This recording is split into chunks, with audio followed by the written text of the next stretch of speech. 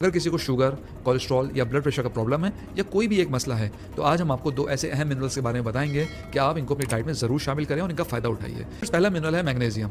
Magnesium sodium के बाद जिस्म में सबसे ज़्यादा पाया जाने वाला मिनरल है।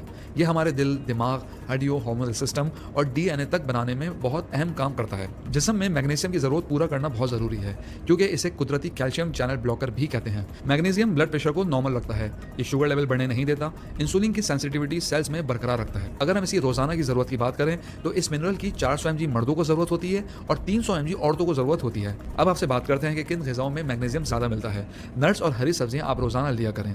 बादाम, काजू, पालक, ब्रोकली, दालें, किनवा मैग्नीशियम का बहुत अच्छा सोर्स है। पानी का एक बहुत अच्छा सोर्स अच्छे ब्रांड का मिनरल वाटर भी होता है। हम आपसे अगले मिनरल की बात करते हैं और वो है पोटेशियम। अगर बॉडी में पोटेशियम की कमी हो तो इंसुलिन कम रिलीज होती है। अल्टीमेटली इंसुलिन की कमी खून में शुगर के लेवल्स को बढ़ा देती है, जिससे डायबिटीज़ का रिस्क मजीद बढ़ जाता है। पोटेशियम ब्लड प्रेशर को कंट्रोल करने के लिए भी बहुत ही अहम है। पोटेशियम रगों की टेंशन को भी कम करता है। मर्दों को 3400 mg और औरतों को 2600 mg तक पोटेशियम की रोजाना जरूरत होती है, लेकिन गुर्दे के मरीजों को पोटेशियम अपने डॉक्टर से एडजस्ट करवाना पड़ता है। क्यों? अब बात करते हैं कि किन ग़िज़ाओं में आपको पोटेशियम ज्यादा मिलेगा। केला, आलू, टमाटर, पालक, ऑरेंजेस, मशरूम और बहुत से खानों में आप अपनी पोटेशियम की जरूरत को पूरा कर सकते हैं।